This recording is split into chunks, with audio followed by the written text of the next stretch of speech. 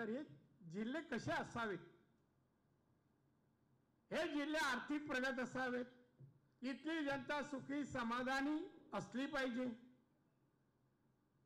इथली शाळा कॉलेज त्यांचे रिझल्ट चांगले हवेत, इथली मुलं डॉक्टर व्हावी, इंजिनियर व्हावी, IAS व्हावी, IPS व्हावी, कलेक्टर म्हणून इथे यावे, अन्य जिल्ह्यात जावीत, कमिशनर वगैरे, असं मला वाटतं. आणि म्हणून मी अनेक वर्ष या माध्यमातून काम करतो. माननीय मोदी साहेबांच्या मार्गदर्शनाखाली किंवा त्यांनी जे भारतात काम केलंय बांधवनं, असं काम यापूर्वी जर झालं असतं तर आज भारत वेगळा असतं. आज भारतात मोदी साहेब जेव्हा आले पंतप्रधान म्हणून 2014 आले, जगाच्या अर्थव्यवस्थेमध्ये भारत 11 नंबरवर होता. 11 नंबर. आज 10 वर्ष झाली मोदी साहेबांनी भारत देशाला जगाच्या अर्थव्यवस्थेमध्ये 5व्या क्रमांकावर आणलं. 5व्या. एवढंच करून नाही ते थांबले. त्यावेळेस म्हणाले की आता येणाऱ्या 2030 साली माझा भारत हा 3ऱ्या क्रमांकावर आहे. 3रा क्रमांक म्हणजे अमेरिका, चायना आणि भारत ही आर्थिक प्रगती, यावर कधीच कोण बोलत नव्हतं कुठल्या पंतप्रधानाबद्दल. आमच्या पंतप्रधान कोणी आरोप करू शकले नाहीत भ्रष्टाचाराचा.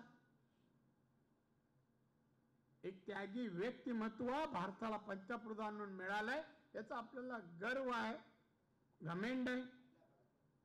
कोणत्या विषयात आमचे पंतप्रधान कमी पडतात मी पाहिलं नाही हो.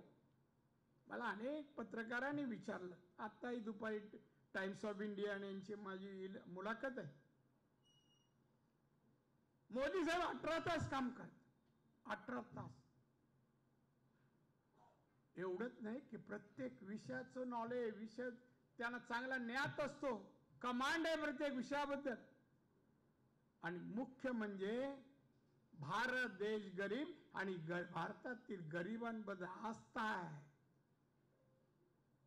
त्यांचं परिवर्तन ही त्यांची गरिबी जावी, सुखी समाधानी माझा 140 कोटी लोकसंख्येचा देश व्हावा ही त्यांची तळमळ आहे. आणि म्हणून ते प्रयत्न करतात. काही योजना त्यांनी माझ्याकडे 54 योजनांची यादी आहे. त्यांनी आतापर्यंत 10 वर्षात जाहीर केलं. ते 1-2च सांगतो तुम्हाला. मी त्यांची विचारसरणी कुठल्या दिशेने आहे पहा.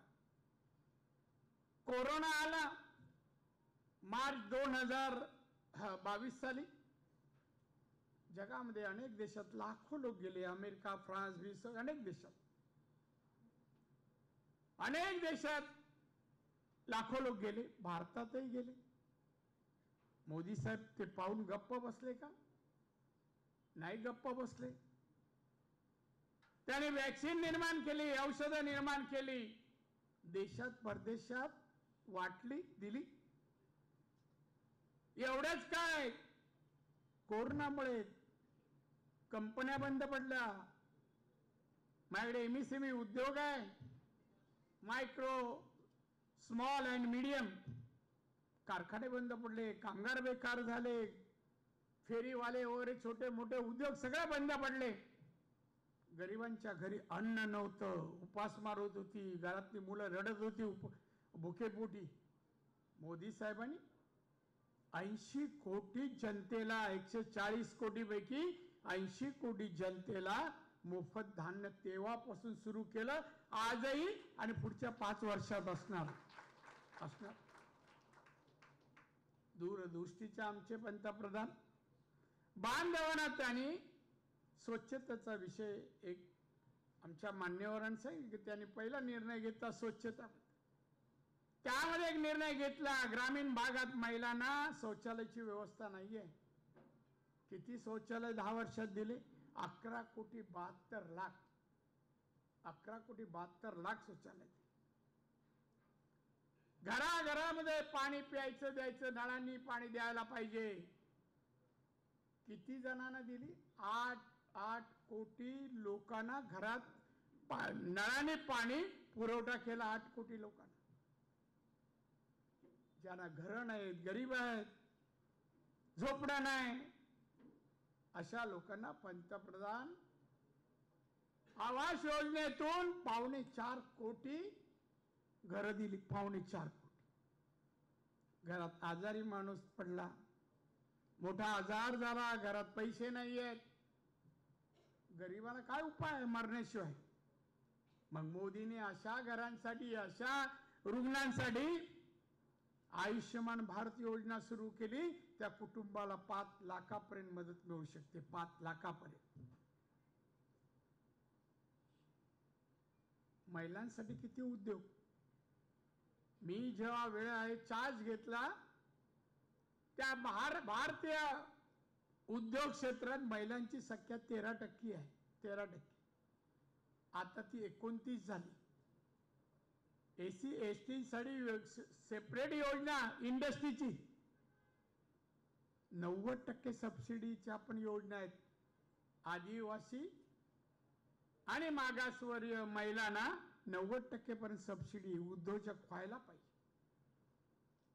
मोदींनी सांगितलं जेव्हा मी 3ऱ्या क्रमांकावर येईन, याचाच अर्थ भारताचा GDP वाढावा, भारताचं एक्सपोर्ट वाढावं, म्हणजेच उत्पन्न वाढावं. भारताचं जे एक्सपोर्ट होतं ना, माझ्या खात्याअंतर्गत 45% माझं MSME डिपार्टमेंट एक्सपोर्ट करतं. देशाच्या अर्थव्यवस्थेत MSME 30%, 30% आहे. 30%. आणि दरवर्षी अपग्रेड होत जावं यासाठी आम्ही प्रयत्नशील असतो. ही मोदींची शिकवण. देशाचं उत्पन्न वाढावं, उत्पन्न वाढावं. मग असं वेळेला मला असं वाटतं, हे मी देशात करतोय, माझ्या कोकणात, रत्नागिरीत, सिंधुदुर्गात तर चालू, बऱ्याचशा गोष्टी चालू केल्या. मेडिकल कॉलेज आणलं. जिल्ह्याचं पर कॅपिटा इन्कम आज तामिळनाडूचं 3.5 लाख आहे. गोव्याचं 4,50,000 आहे. सिक्कीम सारखा चायनाच्या बाजूला असलेलं आपलं एक राज्य 4,10,000 आहे. लिव्हिंग ऑफ स्टँडर्ड त्यांचं किती अपग्रेड झालंय बघा. एवढं उत्पन्न आहे म्हणजे. अमेरिकेचा आज 54 लाख आहे, चायना 36 लाख आहे. आपण कुठे आहोत? आपण 2 लाखामध्ये, 2 लाखाच्या जवळपास आहोत. आपण प्रगतीवर व्याख्यान देऊ शकतो. त्या व्याख्यानावर कृतीला मेहनत, परिश्रम आणि बुद्धीची जोड देण्याची आवश्यकता आहे. बरेच आपल्याकडे आता बघा, मार्केट असेल, हॉटेल, वेगवेगळ्या ठिकाणी थवेचे थवे तरुणांचे उभे असतात. फक्त कुठला विषय चर्चा करतात मला माहित नाही. त्या विषयात मला जायचं. पण प्रगती, चल मी एखादा उद्योग लावेल. एक मी उदाहरण सांगतो, थोडा वेळ जास्त घेतो. मी माझ्या ऑफिसमध्ये दिल्लीला बसलो होतो. एक चिठ्ठी आली, सोलापूरचा मुलगा भेट मागतोय. मी म्हणलं सोडा. मी म्हणलं हे वाहता एक पिशवी होती. काय माझ्याकडं अपेक्षित आहे? तर साहेब, मी सोलापूरचा आहे, मी BSc आहे, 3 वर्ष नोकरी केली, घरात उदरनिर्वाह नाही होत कुटुंबाचा. मी व्यवसाय करायचा ठरवला आहे आणि BSc असल्यामुळे अनेक गोष्टीचं मी कोणता व्यवसाय करायचा ह्याच्या शोधात होतो. शेवटी आमच्या इकडे जंगलामध्ये एक गवत मला आढळलं आणि त्या गवतापासून ऑइल बनवावं आणि परदेशातल्या एका फार्मास्युटिकल कंपनीला ते ऑइल हवं आहे. मला फॅक्टरी टाकायची आहे, मला कर्ज आणि टेक्नॉलॉजीची आवश्यकता आहे. मी लगेच अधिकाऱ्यांना बोलून दिलं. बघा, तरुण आला, त्याला माहिती नोकरीमध्ये आता पुढचं कल्याण नाही, आपण उद्योगात या. अनेक येतात. मराठी टक्केवारी कमी आहे. माझ्याकडे 8 कोटी उद्योग आहेत, माझ्या अंडर 18 कोटी कामगार आहेत. पण त्यामध्ये आपली संख्या कमी आहे. मराठी जास्त. गुजरात उद्योगामध्ये, गुजरात पुढे आणि त्याच्यानंतर गुजरात नंतर तामिळनाडू, साऊथ, कर्नाटक आणि तामिळनाडू, राजस्थान पण पाठोपाठ आहे. आता जाऊ दे, UP. मी चार्ज घेतला ते 85,000 फक्त पर कॅपिटा इन्कम होता, 85,000. आता 1.25-2 लाखापर्यंत पोहोचलं या 1-1.5 वर्षात. उद्योजक तुम्ही सर्व एवढ्या मोठ्या संख्येने आहात, ग्रुप करा, बसा, वेगवेगळे व्यवसाय का नाही होऊ शकत? का नाही होऊ शकत? प्रगतीचं जी जी साधनं आपल्या जिल्ह्यात येतील ती साधनं या ठिकाणी तिथे एस्टॅब्लिश होण्यासाठी आपण पुढाकार घ्यायला पाहिजे. पुढाऱ्यांवर अवलंबून राहून नाही चालणार, नाही चालणार. पुढाऱ्यांना प्रवृत्त करा, हे केलंच पाहिजे. उद्या मी खासदार मंत्री असलो ना, सांगा हे आम्हाला करून द्या. तिथे रिक्वेस्ट नको, आग्रह धरा की व्हायला पाहिजे, लोकांच्या हिताचं आहे. आज चांगले मेडिकल कॉलेज झाले, हॉस्पिटल झालीत, शाळेचा दर्जा, कॉलेजचा दर्जा मला माहित नाही. मी रत्नागिरी, जसं मी सिंधुदुर्गचा घेतो,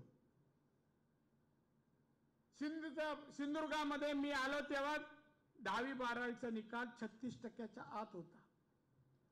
36%. आज बघा 90-95. एका तर मुलांनी वेंगुर्ल्याच्या 99.99 मार्क गुण मिळवले. हे सर्व आपल्यावर आहे, आपण करायला पाहिजे. मी राजकीय बोलू शकतो, हवं त्या विषयावर बोलू शकतो. बांधवण मला एक छंद आहे, बाकीच्यांसारखा मी पॉलिटिशियन नाही आहे. तुम्ही माझी विधानसभेतील अनेक वर्ष विधानसभेत होतो, अपोजिशन लीडर 6 वर्ष होतो. लायब्ररीमध्ये, त्या लायब्ररीत कधी गेलात विचाराल, बाई ते सगळ्यात जास्त भाषणं आणि मुद्देसूद कोणाची? तो पहिलं नाव माझं घेईल, पहिलं नाव माझं. आता एक दिवशी कापसाची चर्चा होती हाऊसमध्ये, दुसऱ्या दिवशी गुजराती सभापती अध्यक्ष होते, अरुण गुजराती. आता कापसाचा आणि आपला काही संबंध आहे का सांगा मला? का गादीवर झोपतो तो कापूस एवढंच माहित आपल्याला, बाकी कापूस काय माहित? मग मी बोललो ठीक आहे. मी मग शोधलं, वेगवेगळ्या माझ्या अधिकाऱ्यांनी सांगितलं मला कापसावर माहिती देणारे एक एक्सपर्ट पा. मग 2 एक्सपर्ट नागपूरवरून बोलवले आणि त्यांना घेऊन 3 तास बसलो. कापसाच्या जाती किती, कापूस कुठे होतो, महाराष्ट्र, सगळी माहिती. आणि दुसरा विषय ज्या सुरू झाला, मी अपोजिशन लीडर 1.5 तास त्या विषयावर बोललो. आणि खाली बसताना अध्यक्ष उठले, बोला राणे तुम्ही कापसावर PhD केली आहे का? मी हसलो, काय बोललो नाही. बोला राणे मग मी त्या व्यवसायातला आहे. त्यांचं खरं ते धुळ्याचे जळगावचे आहेत, ते त्या व्यवसायात त्यांच्या कंपन्यात. मी त्या व्यवसायातला, मला जेवढं माहित नाही तेवढं तुम्ही बोललात. याचा एक कारण सांगतो, प्रत्येक विषय. आता जीएसटी आला, नवीन टॅक्स. पुण्याला गेलो, 2 दिवस बसलो, फायनान्स एक्सपर्टवर. हा टॅक्सने परिवर्तन शहरात, ग्रामीण भागात, राज्यावर, देशावर काय होणार याचा मी अभ्यास केला. आपल्याकडे फार शिकलेले लोक आहेत, हुशार आहे, बुद्धिवान आहे, पण तुमच्या बुद्धीचा वापर समाज, देश आणि कुटुंब किती करून घेता हा प्रश्नचिन्ह आहे, प्रश्नचिन्ह आहे. मी पण कोकणात खेडेगावात माझं घर, वडील मिलमध्ये होते, रिटायर झाले, सगळे गावी आले. मला मुंबईला ठेवलं माझ्या मामांकडे, त्यांच्याकडे शिकलो. पण मी मुंबई शिकत असताना 8वी पासून छोटा मोठा व्यवसाय पण करायचो. 9th पासून मी नाईटला शिकायला गेलो आणि दिवसा नोकरी कुठे करायचो, अंडर एज. 6-7 नोकऱ्यांचा मला इन्कम टॅक्समध्ये क्लार्कची नोकरी मिळायची. 13 वर्ष केली, सोडली आणि राजकारणात आलो का म्हणजे व्यवसाय. आज तेव्हा मी ग्रेड 1 हॉटेल 91ला सुरू केलं. आता माझी गोव्यामध्ये 5 स्टार हॉटेल आहे. ही मी काय माझा मोठेपण. आणि एक कॉन्फरन्स अशीच घेतली अधिकाऱ्यांची, IAS IPS आणि अधिकारी काही. आणि मी सभा संपली, विषय संपले आणि मी सहज विचारलं, बाबा कोकणातले अधिकारी आहेत, कोण डॉक्टर आहेत, कोण इंजिनियर आहेत, कोण IAS IPS, हात वर करा. IAS मध्ये एकही हात वर आला नाही, IPS मध्येही नाही. वाईट वाटलं मला. महाराष्ट्राचा मी मुख्यमंत्री, मला असं वाटतं कोकणात फार हुशार लोक आहे, अगर भात मासे विषय खातात म्हणून. असंच काही लोकांनी लेख लिहिलं, त्याच्यावर मी आपलं समजू. आणि मग त्या रागाने मी मेडिकल कॉलेज, इंजिनिअरिंग कॉलेज सिंधुदुर्गात काढले, त्या रागाने. आता 1600 मुलं इंजिनिअरिंगमध्ये शिकतायत. मेडिकलमध्ये आता 450 आहेत आणि यावर्षी 150 येतील, 600 होईल. एवढं ना. महिला उद्योग सुरू केले. बचत गट आहे. माल बनवायच्या घरात, विकायला कुठे माध्यम आहे, मार्केटिंग कुठे करणार. मग त्यासाठी मी सेंटर सुरू केलं. जे बनवाल ते बनवा, आणा सेंटर, लगेच पैसे मिळतील. आणि आम्ही ती एक company Sindhudurg private limited company केली. ती प्रोसेसिंग, पॅकिंग आणि मार्केटिंग ती कंपनी काढली. हे चालू केलं. सरकारी ना, याच्यात सरकार कुठेच नाही. वृद्धाश्रम, काँग्रेस विंग्रेस अनेक पक्षाचे लोक रिटायर होत आहेत. अशा वेळेला कुठेतरी व्यवस्था आपण काळजी घ्यायला पाहिजे. शेवटी आपले नागरिक आहेत ना. मग तिकडे मी आमच्या आजच्या आधी निसर्गरम्य ठिकाणी एक वृद्धाश्रम बांधला. अशा अनेक कोकणातल्या लोकांचं मी ज्या आमदार झालो 90ला, पर कॅपिटा इन्कम दरडोई उत्पन्न 35,000 होते. आज 2,40,000 आहे. रत्नागिरीपेक्षा जास्त. बघा, रत्नागिरीपेक्षा जास्त बोलल्यावर पण टाळ्या पडल्या. असं नाही. पण मी आता मोदी साहेबांनी, नड्डा साहेबांनी, अमित शहानी आणि आमच्या देवेंद्र फडणवीस यांनी मला ही संधी दिली. खरं मी थांबत होतो की आता बस किती पदं मिळाली. माझ्या एवढं राजकारणात कोण नशीबवान नाही हो. भरपूर 10वं पद आहे, लोकप्रतिनिधी 10वं पद आहे. आणि म्हणून सांगतो बस झाला तर व्यवसाय करू, आपले व्यवसाय नाही. बोले हम तुमको आपको छोडेंगे नहीं. ठीक आहे, याने उभं केलं, उभा आहे. अब की बार रत्नागिरी देखेंगे, तिथे विकास करू आपण. इथे मेडिकल कॉलेज आहे. डॉक्टर लोकांनी पहिलं इथे भाषण या ठिकाणी केलं. मग एवढे डॉक्टर्स आहेत रत्नागिरीत, हॉस्पिटल चांगले का होऊ शकत नाही. इथले अनेक लोक परदेशात उपचाराला का जातात, मुंबईत का येतात, पुण्याला का जातात. चांगली जर सर्व्हिस असेल, चांगले डॉक्टर आणि चांगली टेक्नॉलॉजी असेल, कोण बाहेर जाणार नाही. बांधून तुम्ही जमलात. मला काम म्हणायचं आहे काय, एवढे विचारवंत एकत्र येतात, जगाचा देशाचा विचार करत असताना रत्नागिरीचा विचार, सर्वांगीण विकासाचा, आर्थिक सुबत्तेचा का करत नाही आपण.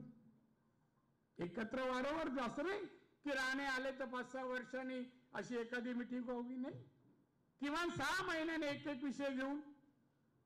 हायवे का होत नाही, जबाबदार कोण. तुम्ही सगळे शिकलेले आहात. सरकारला विचारलं का झालं नाही.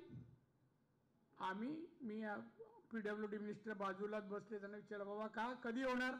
नाही दादा, डिसेंबर पर्यंत होणार. तुम्हाला एक प्रश्नाचं उत्तर झालं, डिसेंबर पर्यंत आपला रत्नागिरीचा हायवे पूर्ण. उद्योगधंद्याबद्दल मी सांगेन, प्रगती. आपल्याकडे शिकलेली मुलं नोकरी शोधतात. पाहिलंय मी अनेक वर्ष. महाराष्ट्रातील 4 वर्ष मी इंडस्ट्री मिनिस्टर होतो. 4 वर्ष अनेक MIDC मी स्थापन केले आणि तिकडे. पण त्या MIDC उद्योजक म्हणून मराठी येत नाही, अन्य लोक येतात. आज आपल्या स्टेजवरच्या सगळ्यांना सांगेन, इंडस्ट्रीमध्ये आज 1 नंबरला तामिळनाडू आहे. 1 नंबरला तामिळनाडू, 2 नंबरला गुजरात आहे, 3 नंबरला कर्नाटक आणि 4 नंबरला महाराष्ट्र आहे. आपण सिरियस नाही. नोकरी केली, संध्याकाळी सुटलं, आपल्या घरी आलं, बस. पण आपण उद्योग केला, पुरी इन्व्हॉल्वमेंट या व्यवसायात जर दिली, साधन सामुग्री निसर्गाने भरपूर दिलं आपल्याकडे कोकणात, त्याचा उपयोग करून जर वेगवेगळ्या व्यवसायात आपण जर गेलो तर आपला नोकरी मिळाली, व्यवसायापासून थांबलो नाही. राजकारणात पदं मिळाली, माझा व्यवसाय मी सोडला नाही. आताही निलेश नितेश राजकारणात आहेत. आमच्याकडे कंपल्सरी पहिला व्यवसाय आणि मग राजकारण सेकंड. तसं मला इथे सांगायचं, इथले तरुण वरिष्ठांनी घेऊन बसा ना 10 लोकांना, कारण तुम्ही सरकारची मदत पाहिजे, राणेंना आम्ही रवींद्र यांना बोलवतो, कोणती मदत पाहिजे. इथे जमीन तुमची असल्यावर सगळं कर्ज, मशिनरी, ऍडवाइस, मार्केटिंग, एक्सपोर्ट सगळ्याला पैसे आम्ही देतो. सरकार, मोदी सरकार देत. मोदी सरकार, मोदी आपल्यासाठी एवढं करतात, आपण आपल्यासाठी करून देशाचं उत्पन्न वाढवल्यास मोदींना आनंद वाटेल असं काही जरी आपण करावं असं आपल्याला वाटलं पाहिजे. त्याने वाटेल बघा मी एवढं त्याग करून मी या देशाला जगाच्या पाठीवर एक विकसित देश म्हणून, आत्मनिर्भर देश म्हणून मी बनवतोय. मग माझी जनता मला साथ करते. त्यांनी घोषणा केली 2030 में हम 3 नंबर पे आएंगे. ही घोषणा तुमच्या आमच्या विश्वासावर ही जनता साथ करेल. उत्पादन वाढेल, जीडीपी वाढेल, एक्सपोर्ट वाढेल आणि माझा देश 3 नंबर होईल. आपल्या जीवावर हे आवश्यक आहे. निवडणुका येतील व जातील. मोदी साहेब, ही देशाची गरज आहे, देशाची गरज आहे. भारत देश एक गरीब देश. लोक म्हणायची आम्ही परदेशात जायचो, लाईन मध्ये एअरपोर्टला असायचो. मागच्या आठवड्याचं you are from India. Where it is विचार कुठे इंडिया. पण आता जर आम्ही लँड असतो, you are from Modi government, you know India. Modi ज्या देशात पंतप्रधान आहे तिथले आम्ही आहोत. अहो नव्हे, तो अबोल असल्याला म्हणून बोलतो आणि मग अधिक माहिती विचारतो. मी एका स्टोअरमध्ये गेल्या वर्षी लंडनला गेलो. स्टोअरमध्ये फिरता फिरता तो माणूस मला विचार कुठून आला. इंडिया. हो, व्हेरी गुड. तुमची अर्थव्यवस्था फारच वेगाने पुढे चालली. तो म्हणतो फॉरेनर लंडन मधला. ही असं कौतुक मोदींमुळे. मोदींनी गुणात्मक विकास देशाचा केला आणि देशातील 140 कोटी जनतेमध्ये गोर गरिबांना पण समान अंतरावर, देशात समान अंतरावर सगळ्यांना ठेवावं, प्रगती साध्य व्हावी, हे त्यांचे प्रयत्न आहेत.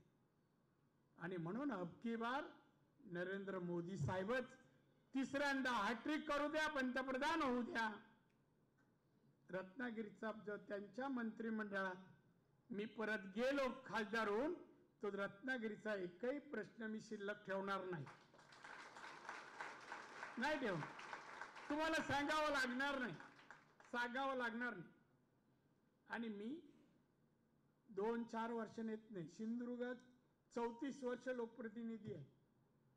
असं एक महिना 34 वर्षाचे सांगावं की राणे या महिन्यात आले नाही. किमान 2 वेळा आम्ही सिंधुदुर्गात असतो. ती प्रथा मी तुमच्याकडे पण 2 वेळ येण्याची पुढे ठेवीन आणि तुमचे प्रश्न आपण मार्गी लावू. पण टाळ्यांबरोबर तुमचं एक सहकार्य पाहिजे. 7 तारीखला मेला लोकसभेची निवडणूक आहे. लोकसभेची आणि लोकसभेची निवडणूक या मतदारसंघातून रत्नागिरी सिंधुदुर्गातून मी उभा आहे. पक्षाने मला उभं केलंय. शिंदे साहेबांच्या शिवसेनेने मला पाठिंबा दिलाय. मला तसं अजित पवारच्या पक्षाने पण पाठिंबा, राज ठाकरेंनी पाठिंबा दिलाय, आठवले साहेबांनी पाठिंबा दिला, सगळ्यांचाच पाठिंबा आहे. हे सगळे माझे सहकारी आहेत. आणि म्हणून तुमचं सहकार्य 7 तारीखला प्रचंड मताधिक्याने, काम जर कमीत कमी कालावधीत भरपूर व्हायचं असेल, तो जो माझा वेग असेल, मतदान पण त्या संख्येने पडायला पाहिजे माझ्या नावावर, असं मला वाटतं. आणि म्हणून 2-2.5 लाख मताधिक्याने इथला उमेदवार जिंकून येण्यासाठी तुमचं मी सहकार्य मागतोय. तुम्ही शेजारी पाजारी नातेवाईक सगळ्यांना सांगा, या वेळेला फक्त कमळ आणि कमळ, कमळालाच मतदान करा आणि मोदी साहेबांना आशीर्वाद द्या की त्यांना ते चांगलं काम करतायत, देशाला जगात नाव करतायत.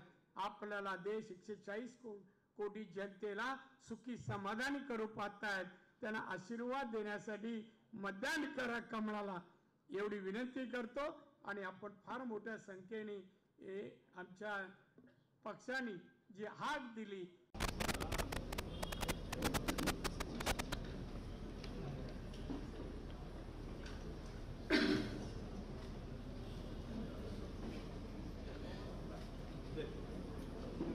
नमस्कार मंडळी,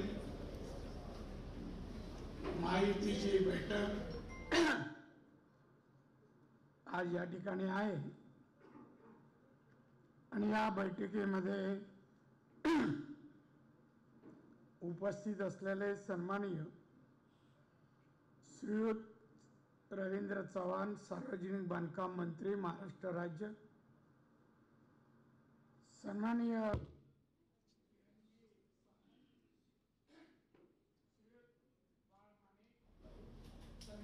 राजेश सावंत, जिल्हाध्यक्ष, सन्माननीय राहुल पाटील, सन्माननीय अविनाश सौंदरकर, सन्माननीय सुरेश मयेकर, सन्माननीय बंटी रंजू, सन्माननीय बाबासाहेब करोडेकर, ॲडव्होकेट प्राध्यापक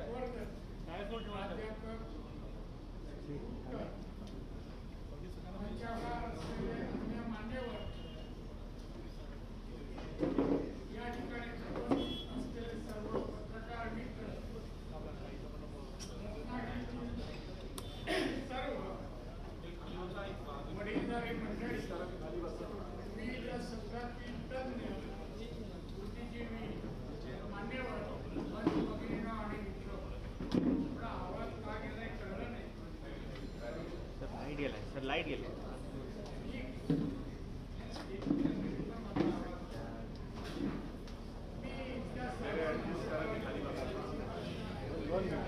लाईट गेला. आणि मी सूचना केल्याप्रमाणे या चौघांनी व्यक्त केले आहेत तेही मी ऐकले. या बैठकीमध्ये मला असं वाटतं की काय अपेक्षित आहे, मी एवढी मोठ्या संख्येने आलेली बुद्धिजीवी मान्यवर यांना या रत्नागिरीसाठी, कोकणासाठी, महाराष्ट्र आणि देशासाठी काय अभिप्रेत आहे ते मला जाणून घ्यायचं आहे. कारण असं आहे, तुम्हाला सांगतो, मी 2.5 वर्ष मोदी साहेब, माननीय मोदी साहेबांच्या मंत्रिमंडळात आहे. आता ज्या वेळेला कॅबिनेट असते, कॅबिनेटचे विषय संपले का 1 तास वेगळ्या विषयावर चर्चा होते. मग मोदी साहेब सांगतात, तुम्ही ह्या आठवड्यात कुठे जाऊन आलात, कुठे सभा झाल्या, काय लोकांचं आपल्या सरकारबद्दल मत आहे वगैरे ते विचारतात आणि प्रत्येकाला बोलायला लावतात.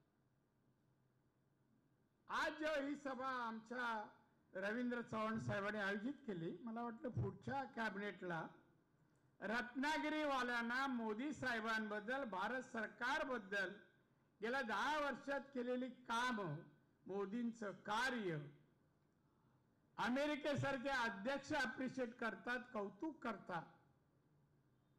अनेक देशाच्या अध्यक्षांनी त्याच्या प्रशासकीय अनुभवाबद्दल, आर्थिक अनुभवाबद्दल त्यांचं कौतुक केलंय.